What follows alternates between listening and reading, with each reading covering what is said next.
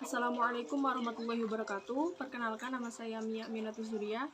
Pada video kali ini saya akan membahas sedikit mengenai masalah kesulitan belajar para peserta didik di masa pandemi.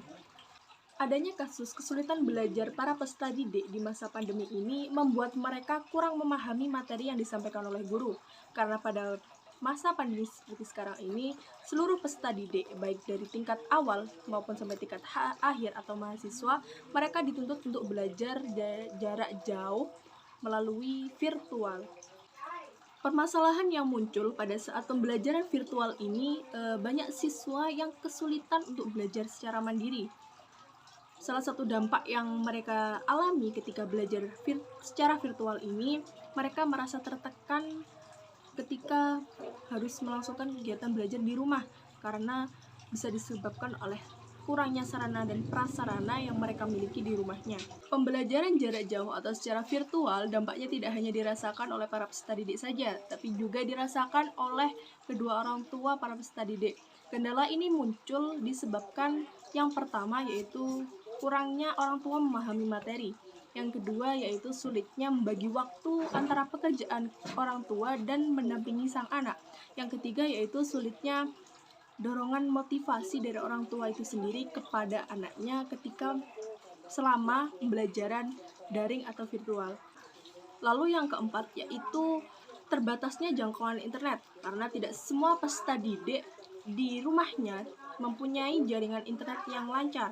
Ada juga para peserta didik yang rumahnya di pedalaman, mereka akan kesulitan dalam mendapatkan sinyal untuk mengikuti pembelajaran secara virtual.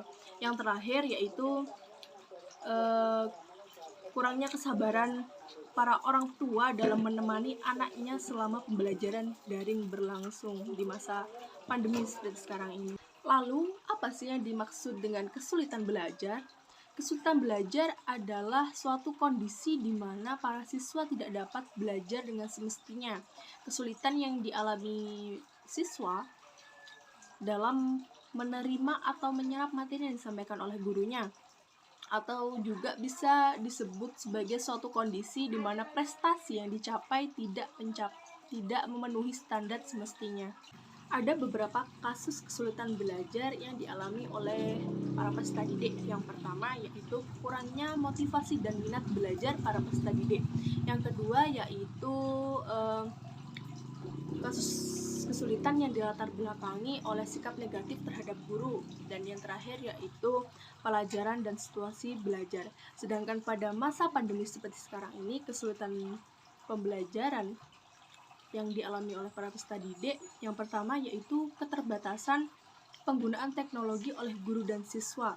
Yang kedua yaitu sarana dan prasarana yang kurang memadai. Yang ketiga yaitu akses internet yang terbatas. Dan yang terakhir yaitu kurang siapnya penyediaan anggaran dari pusat ke daerah. Ya, meskipun pada saat pandemi seperti sekarang ini banyak bantuan kuota internet kepada seluruh peserta didik di Indonesia, tetapi juga banyak para peserta didik yang tidak mendapatkan bantuan kuota tersebut. Dari pemaparan yang sudah saya jelaskan tadi, lalu apa solusi yang dapat diberikan pada masalah kesulitan belajar para peserta didik di masa pandemi COVID-19 ini? Di Indonesia sekarang ini banyak sekolah-sekolah yang sudah memberlakukan kegiatan belajar mengajar secara tatap muka, tapi mereka melakukan dengan sistem shift atau bergantian.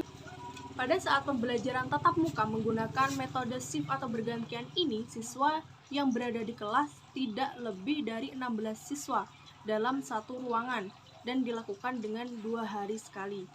Metode shift atau bergantian merupakan solusi yang pertama yang dapat ditawarkan untuk mengatasi masalah kesulitan belajar para peserta didik di masa pandemi ini. Solusi yang kedua yang dapat ditawarkan yaitu dengan sistem daring, tapi digunakan selama 2 hari sekali, sama seperti metode yang pertama, yaitu menggunakan metode shift atau bergantian. Dan yang solusi yang terakhir yang dapat ditawarkan yaitu harus adanya bantuan paket dari pemerintah kepada guru dan murid atau peserta didik. Tapi bantuan ini harus secara menyeluruh, maksudnya semua peserta didik dapat atau mendapatkan bantuan kuota tersebut. Bukan hanya peserta didik, tapi juga guru. Mungkin itu saja pemaparan dari saya pada video kali ini. Jika ada salah, mohon dikoreksi. Cukup sekian dari saya. Wassalamualaikum warahmatullahi wabarakatuh.